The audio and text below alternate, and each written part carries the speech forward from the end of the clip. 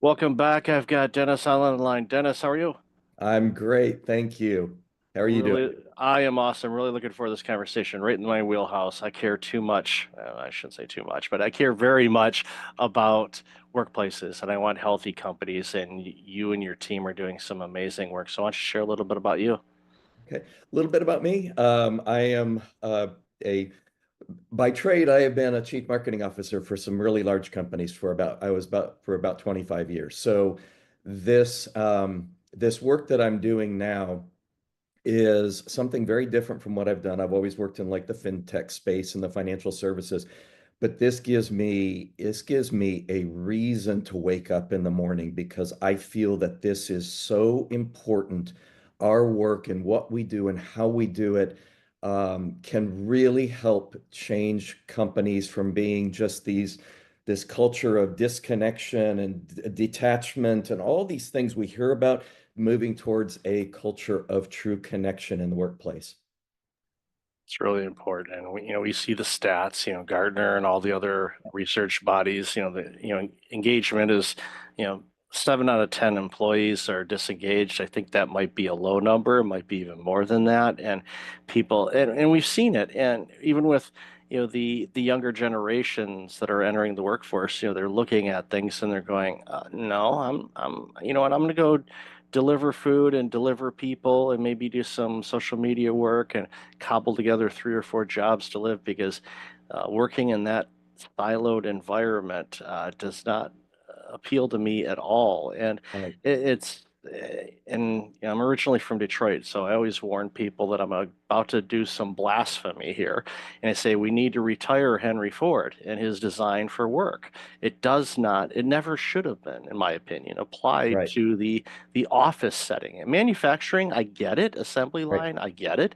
But they applied so much of it to the office setting, and it's never done well. We navigated through it in our careers, so we're like, all right, this is how the game's played. But again, the younger generation's looking at it going, we're not playing. And what's happening is we see, a lot of organizations are really having a difficult time keeping people or even finding people. And, that's why the work that you and your team are doing is so critically important for organizations to really recognize as to what's happening within their 4 walls so they can address it and make the necessary adjustments so they can entice extremely talented individuals to come be a part of something special. To come be a part of something special and then stay, because that's the two sides of the equation that everyone is throwing. And Gallup, the gorilla in the industry, wow, I mean they do such incredible work. And but what they are doing is they're finding out. In fact, they just released, and you have to, excuse me, I'm actually reading because they just released it this morning. It's called their State of the Global Workplace. And they have determined that the employee engagement has dropped to 21%. 21% of people in the global workplace are engaged. So that throws that figure of disengagement up to 79%. How do we operate in an environment where close to 80% of our employees come to work, and and when I say come to work, I mean they can work from their home. They can come into the office. They can work halfway around the globe, but they still have to show up for work. And if they show up, we're nearly 8 out of 10 of them are in essence quitting in their chairs when they walk in the morning. That's untenable, and it's an unfeasible way to move forward in any business. And we're seeing the challenges that arise from that. They just said that $438 billion globally is lost in productivity. Their recent study says that between 450 million to 550 million is lost just within US companies alone.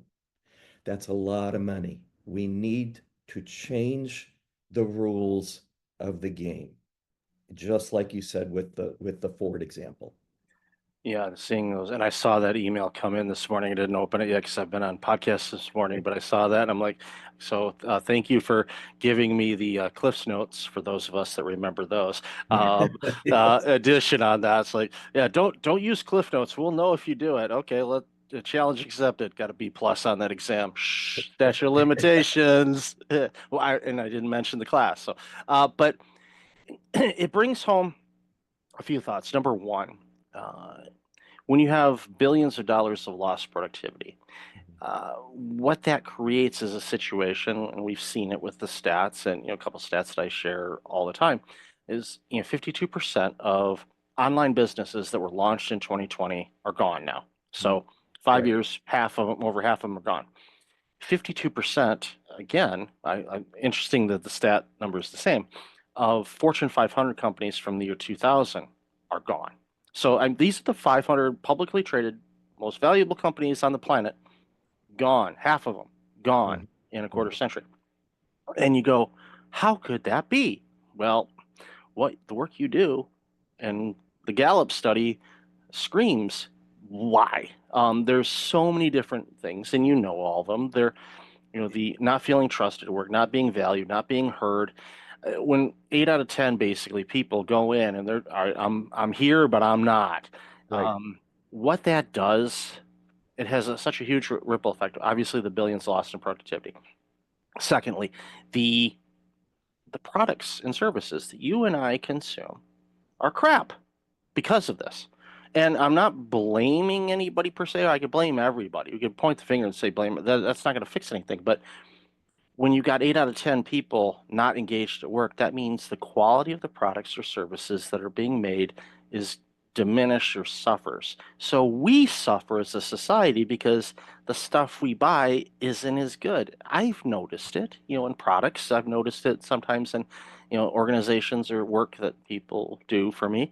I'll notice the good stuff versus the that wasn't so great. But you Right. you you recognize it. You can walk into a workplace. Maybe it's my cognitive behavioral therapy training. I don't know, but I can go into an organization really quick and kind of, and as long as they're not putting on a face and they're just going about their business and doing their normal work, I can pick up pretty quickly the Right. energy and go, ooh, this is not a fun place. Or Right. there's others that are like, oh, there's something going on, and I hate to use this word, but I say there's something special going on here. And Right. when they're in the 20%, and that means they're special, and it's like, Yep. that's sad that I have to use the word special for that. That should be the rule, not the Right. exception. And Right. we're seeing, and this has been ongoing. This is not something that just we woke up in the spring of 2025 and it's that number the Gallup's been reporting has been steadily going down, down, down, down Absolutely. forever. And Absolutely. everybody, is, the leadership and management are just sticking their head in the sand and ignoring it, thinking it's going to go away. Well, the only thing that's going to go away is their company, especially Right. 52% of the Fortune 500 are no longer here. Right. Um, your company's not safe unless you make some really dramatic improvements. If you are in that environment where 8 out of 10 of your employees are basically coming in, but they're not there. Right. Right. And you mentioned, Michael, the quality of products.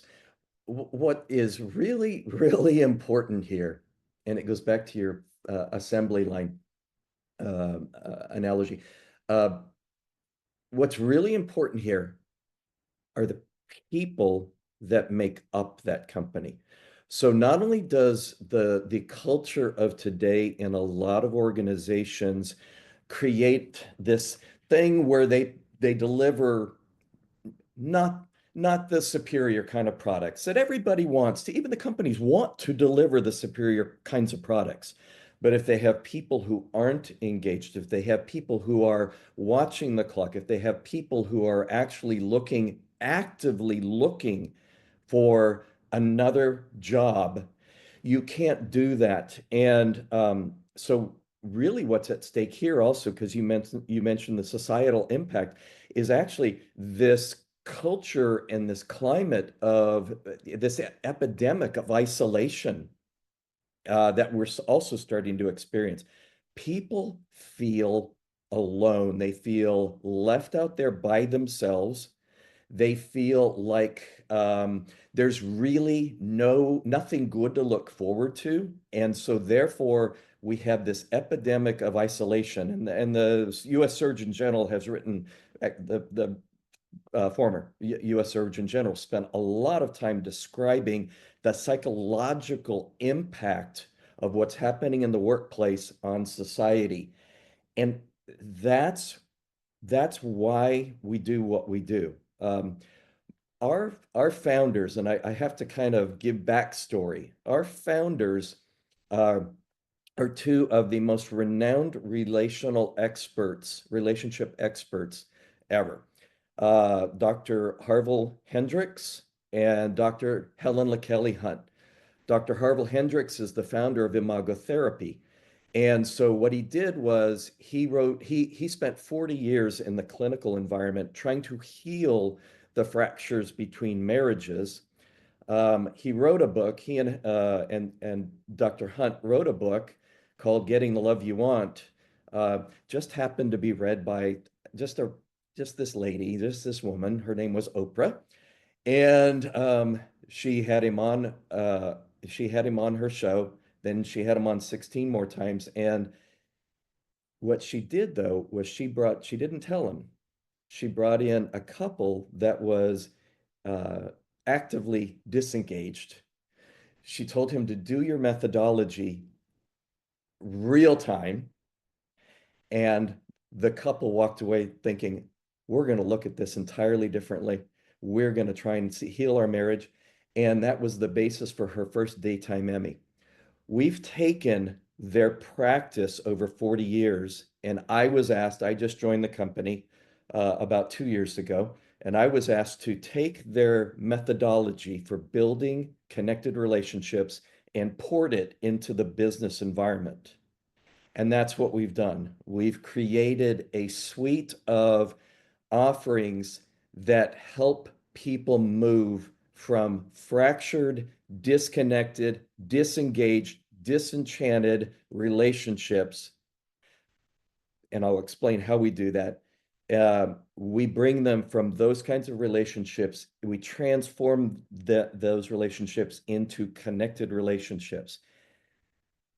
But I'm a very old business guy. Um, my thing is always, if you can't measure it, then either it doesn't exist or you don't need it. So one of my first quests was, okay, I'm going to take your methodology and I'm going to put it into the business environment. But in order for this to be real for businesses, we have to be able to measure the impact of connection in the workplace. So uh, we crafted, I'm a study of masters of everybody who has been successful in their fields. I followed the work for over 20 years of Fred Reichheld, who invented the Net Promoter Score, and that was a measure of referenceability of customers. I said we need to create something like that. It needs to be simple like that, and it needs to be as effective as that. So what we did is we created one question, and that question is on a scale of 1 to 10. How seen and heard do you feel by your direct supervisor? We went out to market and first with a 2000 sample, and we tested, is this the right question to be asking? Does this have the opportunity to yield the results that we need to have in order to convince a CEO this isn't some touchy-feely thing we're talking about? This is the heart of your business, your people. So we went out to another 10,000 people. So we have a 12,000 person, 49 industry study results that actually builds on the the great work done by Gallup Employee Engagement Survey, that builds on the ENPS, the Employee Net Promoter Score, the builds on the Edmondson Psychological Safety Scale. And because of our work, we now have been able to use that data and go about 10 levels deeper because we can now actually measure what the level of connection is in the workplace, and we can equate that connection to increases in employee engagement, employee retention, and profitability of the organization. Um, it gives us a predictive capability that no one else offers. So when we go out to a company, we say, here are the programs that we offer, but what's going to be important to you is it actually going to affect and change your company for the better? And so we built the suite of offerings, but we wrapped around it a predictive measurement beforehand and a measurement afterwards, where we can say to a CEO, this is what your employee connection is. That's why your engagement score is this. That's why you have so many people leaving. And that's why you are not optimizing your level of profitability as an organization. And we can come out and we can tell anybody that now. And we filed for a patent on it. I'm so proud of it. I'm so excited about it because it is not something that anybody has ever done. Um, I, I say this, and I say this with all due respect. We talk about disengagement, we talk about turnover. Those are symptoms of the deeper problem. And the deeper problem is nobody knows how to actually talk to one another in the workplace without criticism, to listen to others without judging them, which allows them the ability to connect beyond all of these differences. You were talking about the generations. I mean, we've got upwards of 5 generations working on any given team at any point in time. We've got people who are, working from their homes. We have people who are working in an office. We have hybrid people. We have people working halfway across the globe with different cultures, languages, time zones, all these things that make it the most complex environment we've ever been in. So you add to that complexity the fact that you can't throw ping pong tables and pizza parties at people and expect them to behave differently in the workplace. You have to change your culture. And we help change cultures towards cultures of connection. And we actually statistically and predictively validate that through our net connected score. I went on a little long there, Michael, but I think that is No, you painted a very, very beautiful picture of the challenges and the opportunities and the solutions, and so many things to unpack. The first one is, and you mentioned this early on, the belonging. right. I had a guest on the show not too long ago, and that's some of the focus that he works on is, people just long to belong. And I think of it like a new hire. It's their Mhm. first day at work. I mean, they're trying to remember what their password is. Okay, what's the code to the bathroom? Right. Okay, what time do we go on break? What's that person's name again? Where do they work? There's all these nuances, and we know the stats that if people are onboarded right, I think the stat I remember is 65% will last longer than a year. If Right. there's no onboarding, they're going to be like, okay, they don't care about me, and they're like, all right, I'm here until I find something else. And there's a lot of that going on. And it's and you mentioned the multiple generations. I had John Shepard on the show a while back, and he attorney in the East Coast, and his firm works with a variety of different attorneys. They've got the generations as well, and of course the 5 generations, and we've got Gen Alpha showing up pretty soon.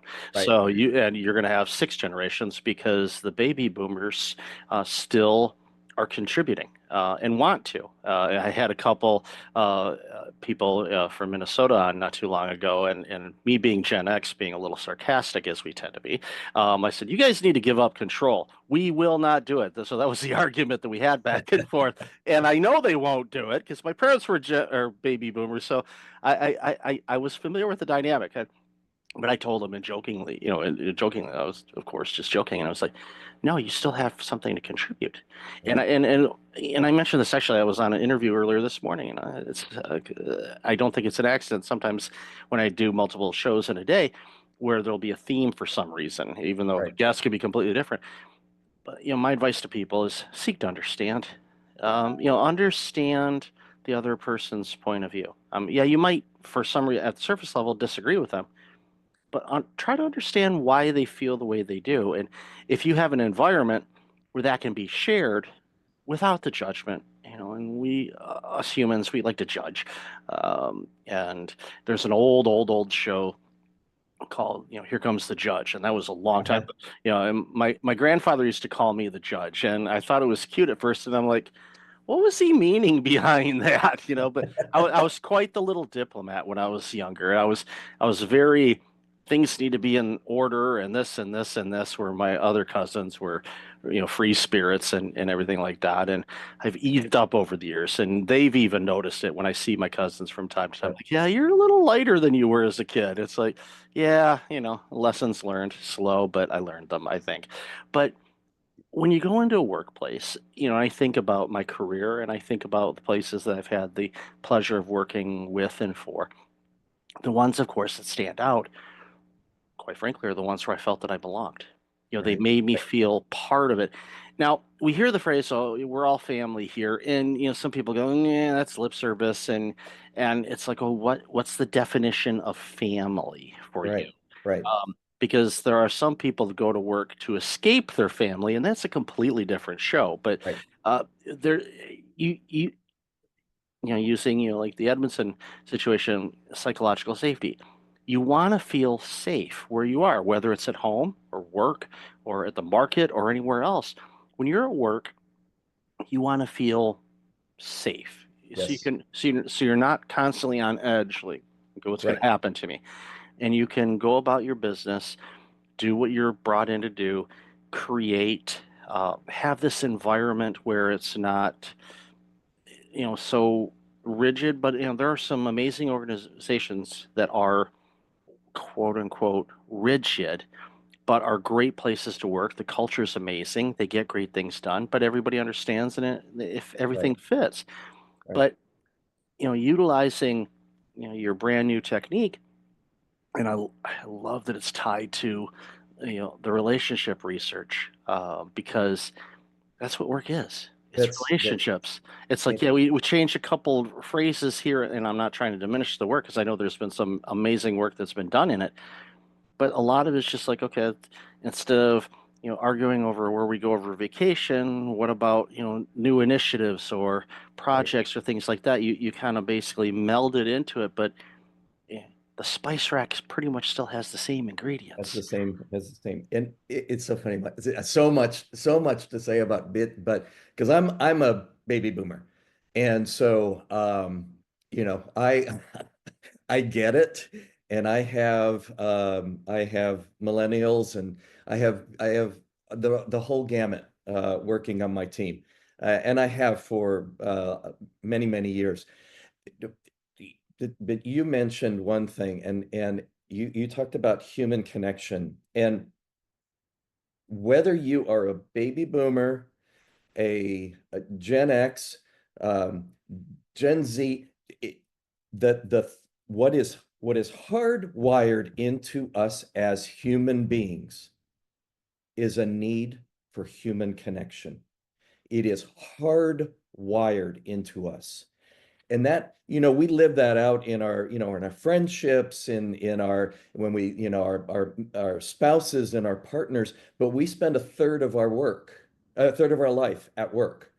And so connections are just as important here, if not even more important, because you're doing it with this full gamut of people. And so when we do what we do, we have, through our research, we have been able to understand and statistically prove that when your net connected score goes up, for example, employees are 55% more likely to raise new ideas, 44% more likely to admit mistakes without fear, 39% more likely to take calculated risks. So what we do is we open up the world to greater innovation, greater collaboration.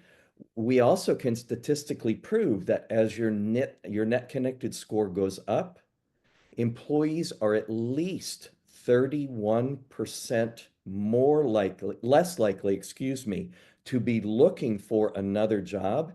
And they will stay for at least an additional 9.5 months as you see your net connected score goes up. And the big one is that these things aren't linear, they operate as a system, okay? And when those things happen, when the behaviors are demonstrated in your work environment, that you are psychologically safe. You can take risks. You can question a leader. You can promote an innovative idea. I'm not going to be spending my time looking for a job that has an impact on profitability. And we have been able now to statistically prove that a connected workforce is 38.7% more profitable than a disconnected workforce. So if you can't measure it, you don't know that you need it, and or it just doesn't exist. And right now, we're like a business world of chicken littles running around. The sky is falling, the sky is falling, the sky is falling. We know excuse me, engagement. We know engagement is at record levels. Great. We've known that for years. We've known that turnover is exceedingly high. So what we know is that things are divided. What we don't know and what we have not been able to do effectively as a workforce, especially with all of that complexity of the environment we work in, we don't know how to actually bring those things together to make a real cultural change. And we do this bringing together through the programs that we offer that were uh, psychologically developed over 40 years and proven to be effective. We now bring those to the work environment, but we can provide that specific metric that says, if we do this in our environment, we will see these benefits in statistical measures, not just, oh, engaged employees, they feel better. Great. That's wonderful. Do they really? They're not. How do you make a difference? And that's what we focus on. And what does that difference mean for you as a business? And that's where our strength is. It reminds me of some work that I did. I took over a healthcare clinic. This was back in 2014. So, my goodness, it's been that long. Yikes. But I was there several years. So when I took it over, they had an interim leader that had come in and replaced their founding executive that recruited a lot of the people there. And it was a toxic cesspool is a good descriptor of the place. They were averaging, and again, this is a medical clinic, multi-site. They were averaging, when I got there, 86% annual turnover. So almost 9 out of 10 master's level and above clinicians were leaving annually. There was no trust between the clinicians and the doctors. The communication was non-existent. It was just horrible. So the opportunity came up and I said, I want to go work there. And now, of course, I probably should have saw a shrink at some point to take on that type of headache. But thankfully, I get that. yeah, you understand where I'm coming from. You go, that seems interesting. Let's see what we can do. So after a year of me leading that organization, the turnover was reduced to 6% Okay. annually. And I didn't overly use a Jack Welch term and de-hire a bunch of people. There were a couple people that weren't the right fit there, and they went on to do better things. And Right. yeah, Right. to greater organizations that had better benefits and all that stuff. I gave them glowing recommendations because they were good people. They just weren't the right fit for what we needed to do. Right. So everybody goes, "Well, how did you reduce it, 80% in a year? What did you do?" I mean, and I didn't clean house. I could have, but I'm like, that's not going to address the situation. You're just going to basically, you know, swap out the body parts or swap Right. out the car parts, and you're still going to basically have the same car. It's like you've got to do something a little bit different here. So, the first thing I did was I went in and I just sat down with everybody. I said, okay, if you were in my seat and you were running this organization, there's no strings. I'm going to write it down for my personal notes, but I will never share it with anybody. Um, other than my assistant and probably a couple other people, but we won't tell them that now.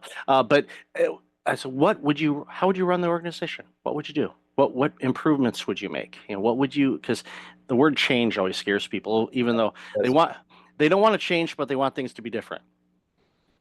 Yes. Okay. Okay. Another wire in the brain just went, and there's not that many wires left up there, but a couple wires just snapped there. So I said, what would you do? And they gave me a list. It's like, what could we do as an organization to make your job better? And I wrote it down, and then I basically, became a farmer at that point and plucked all the low-lying fruit and Right. implemented a bunch of things like almost immediately, as within the first month. All of a sudden, the temperature started to change. And then through communication and trust and just being open about things and asking people, okay, what do you think about this? Literally, it's like, I'm thinking about this. What would you think? And go around the room and ask. It's like, how would you run that? And all of a sudden, they started opening up. They felt safe that they could do it. It got to the point, and this multi-site clinic was in a low income area and underserviced area, so there wasn't a lot of healthcare access to the people who lived in those communities. We were able to turn things around to the point where we were able to add additional physicians and clinicians, expand our offerings, expand the locations, bring in more people, increase access to healthcare, and improve outcomes. And the reports were, the programs were performing, attendance was good, health outcomes were starting to improve, people were starting to get healthier. And I don't want to simplify it, but it just basically started with planting the seed of how would you run things Right. and creating that environment for them to feel safe to contribute, to the point where they were coming at me all the time like, I got an idea for a program. Like, okay. It's like, let's make it easier for me if it's okay. Can we design a template? And I said, could you design a template of what a good program should have, what all the particulars should be? And if it's good template, then when you guys have ideas, you can use this template. Then that way we're kind of coming up with a booklet basically of, here's some ideas. We may not be able to implement it now, but in a couple of years we may be able to, or we could partner with another agency that could do it. And we've already done a lot of legwork. Again, it was basically investing in these people to become bigger and grow. And I lost a couple of people because they got so damn good at what they did that they got promoted and took a hospital gig. And of course, the doctors were mad at me about that. I'm like the old saying, what if we train them and they leave? Well, what if we don't train them and they You stay? don't train them. And I wanted these people to be the best. I wanted them to take over my job. Like, I want Right. you all to run this organization. And little do they know, they kind of did, Yeah. because they were all involved in how we did things. So, and I did that without, your net connect or anything like that. But I just like, let's treat these people like humans, treat them how I would want to be if I was in their shoes. And again, Right. that's where that seek to understand component comes in. What is Yeah. it like to be Stacy, the mental health worker that's dealing with people that are dealing with all kinds of different issues? What is it like to be in her seat? What's her day look like? Right. How does she, handle all these patients coming in with these really challenging situations? How does she take care of herself? Yeah. What can we do as an organization to give her that opportunity? Does that mean do we need to lighten up the caseload a little bit? Do we need to shift it around? Maybe not as many appointments on a particular day.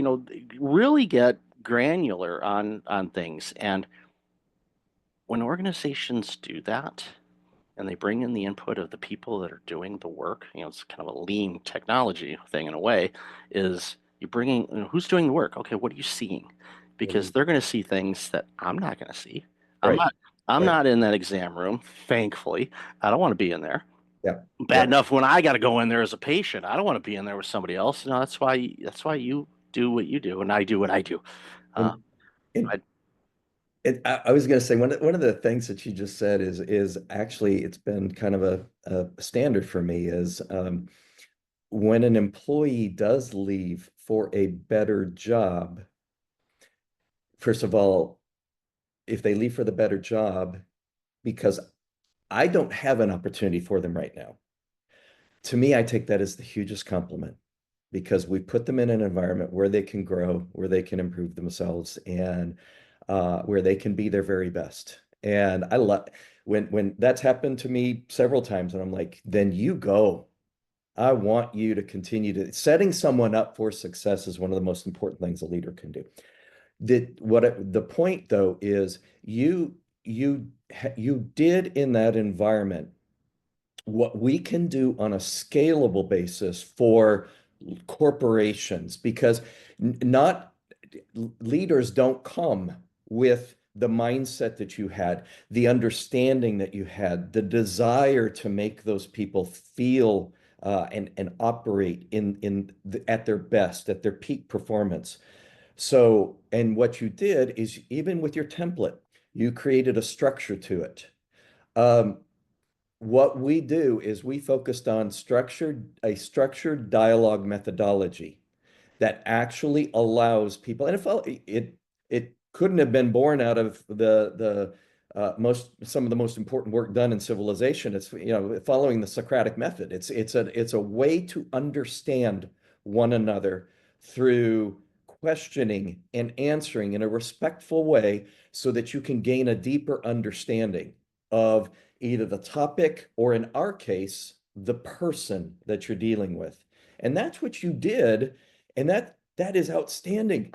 I would be like, wow, we've got to learn from you and how you did that. But what it is we peep leaders are trained in their technical, they're trained on their technical skills. Um, but they need to learn how to look at their teams and their workplace differently. And then they need to be given the tools and skills to actually put that into place. And that's what our programs do. They give leaders all the way through to employees. We're not selective. Anybody that wants to learn our dialogue methodology, absolutely. We sign some pretty large customers up right now um, to go through one of our programs. Um, but leaders need to understand the importance of knowing that there is another person on the side of the table. How do I talk to them without appearing as though I think I have every answer and I'm going to be critical and those kinds of things? They need to be able to listen back. Most of the time we listen to respond or to react, or while somebody's actually talking, we're already formulating in our heads what we want to come back with. So when we use a dialogue methodology that was founded in the Socratic method, was brought into modern day through Dr. Hendricks and Dr. Hunt, and we now deliver that, but we bookend those kinds of engagements with our customers with how connected is your workforce right now? And then at the end, as a result of what you've done, how connected is your workforce now? And when I can go and I can see a lift and a score, we can then provide them with a report that says, now you should start to see X% higher engagement, X% lower turnover, and you should see commensurate increases in your profitability. And nobody's been able to do that before. So that's where we're really excited. Got to get the message out.